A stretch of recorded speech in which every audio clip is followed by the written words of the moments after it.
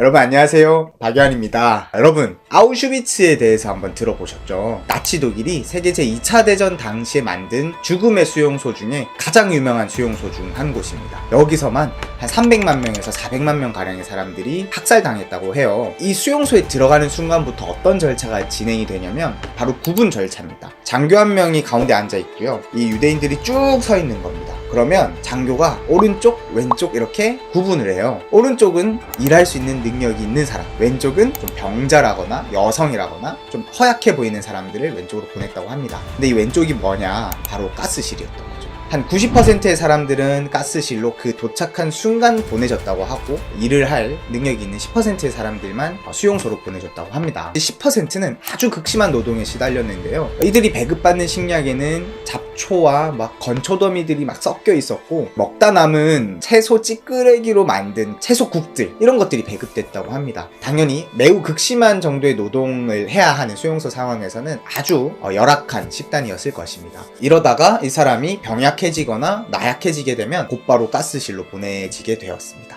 네, 여러분, 이 끔찍한 수용소에요, 유대인이지만 정신과 의사였던 사람이 보내져서 자신의 정신 상태와 동료 수용인들의 정신 상태를 분석하게 됩니다. 그게 바로 빅터 프랭클이라는 사람인데요. 자, 빅터 프랭클은요, 이 속에서도 삶의 비밀을 찾아낸 거죠. 삶의 본질은 바로 의미에 있다는 것입니다. 그러니까 이 끔찍한 수용소 상황 속에서도 삶의 의미를 찾아낸 사람들은 하루하루 그런 대로 버틸만 하고, 또 어느 정도 행복감을 느낀 반면에 자신의 삶의 의미를 모두 놓아버린 사람들은 극심하게 고통받고 내지는 죽기까지 했다는 것입니다. 네, 빅터 프랭클은 하루는 이런 생각을 했다고 합니다. 오늘 저녁은 뭐가 나오지? 오늘 내가 좀 편하게 일하기 위해서는 어떤 작업 반장과 어떻게 친하게 지내야 되지? 막 이런 생각을 하는데, 이분은 솔직히 정신과 의사시고 약간 똑똑하신 분이잖아요. 굉장히 자괴감이 온 거죠. 그런 와중에 발상의 전환을 하게 되는 거죠. 내가 여기에 있는 의미는 무엇인가? 그래서 그가 찾은 생각은 바로 내가 여기에서의 경험을 정말로 잘 풀어내서 책도 쓰고 많은 사람들이 듣는 이 대학 강단에서 내가 강의를 하겠다. 이 수용소 사람들의 어떤 심리를 분석한 이런 내용을 바탕으로 그런 여러 저술 활동도 하고 강연도 하겠다. 이런 생각을 하게 된 겁니다. 자, 바로 삶의 의미를 찾아낸 것이죠. 그 순간 지금 현재 있는 괴로움으로부터 일정 정도 거리를 둘 수 있게 된 거예요. 네, 이제부터 빅터 프랭클한테 그 수용소 환경에서의 여러 고통들, 여러 괴로움들은 내가 어떤 목표와 의미를 달성하기 위한 하나의 노력이 된 것이죠. 여러분, 반면 삶의 의미를 잃어버린 사람들은 어떻게 됐을까요? 고참 관리인이었던 F라는 사람이 있었다고 합니다. 이 사람은 어느 날 꿈을 꾸게 되는데요, 3월 30일에 모든 전쟁이 끝나고 자신도 아우슈비츠로부터 벗어날 것이다, 이런 꿈을 꾸게 됩니다. 이게 3월 초였다고 해요. 자, 근데 3월 29일이 됐을 때 전쟁이 끝날 기미는 전혀 안 보이고 오히려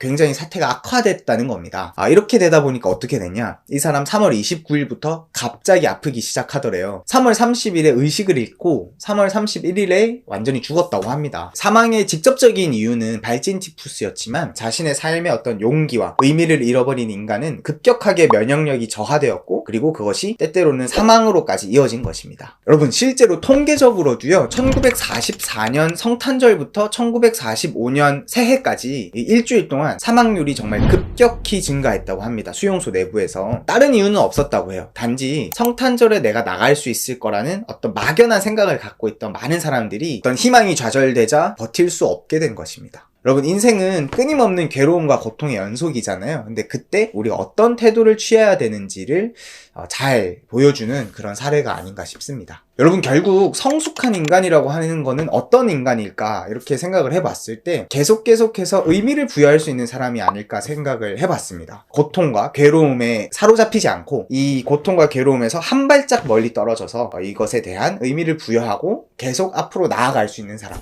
이런 사람이 성숙한 인간이라는 생각이 조금 들었습니다. 우리는 이 아우슈비츠 죽음의 수용소 속에서도 삶의 의미를 찾아낸 이 빅터 프랭클과 같이 우리 역시도 어떤 삶의 여러 고통과 괴로움 속에서도 의미를 찾아내려고 노력을 해야 되는 게 아닌가. 그리고 그것을 정면으로 직면해야지 우리가 좀 더 인격적으로 성숙할 수 있는 것이 아닌가, 이런 생각을 해봤습니다. 여러분, 마지막으로 아내를 잃어버린 남편 이야기로 오늘 영상을 마무리하려고 하는데요, 빅터 프랭클이 정신과 의사잖아요. 환자 중에 이런 사람이 한 명 찾아온 겁니다. 아내분이 먼저 사별을 하신 거예요. 그래서 남편분 혼자 남게 돼서 너무 정신적으로 고통스러운 그런 상황이었습니다. 사람이 빅터 프랭클에게 찾아와서 나 너무 힘들다, 그리고 어떻게 살아가야 될지 모르겠다 하니까 빅터 프랭클이 이렇게 물었다고 합니다. 선생님께서 혹시 아내분보다 먼저 돌아가셨다면 아내분의 심정이 어떠셨을 것 같아요? 하니까 그건 절대 안 되죠. 아내는 말도 못하게 힘들어했을 거다. 그리고 자기라서 이 정도 버티지 아내는 절대로 못 버텼을 거다. 이렇게 얘기를 했다고 합니다. 그 뒤 빅터 프랭클은 이렇게 얘기했다고 해요. 부인이 그런 고통을 겪지 않게 한 것이 바로 지금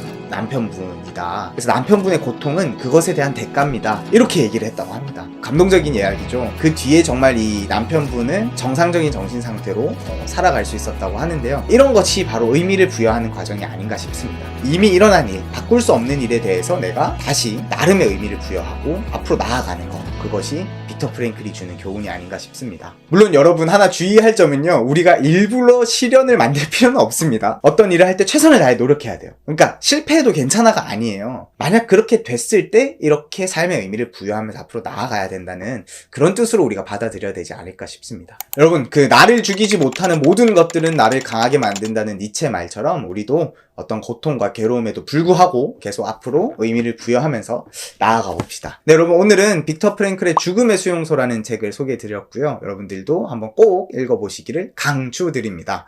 네, 여러분, 다음 주에도 더 재밌고 유익한 내용으로 찾아뵙겠습니다. 안녕.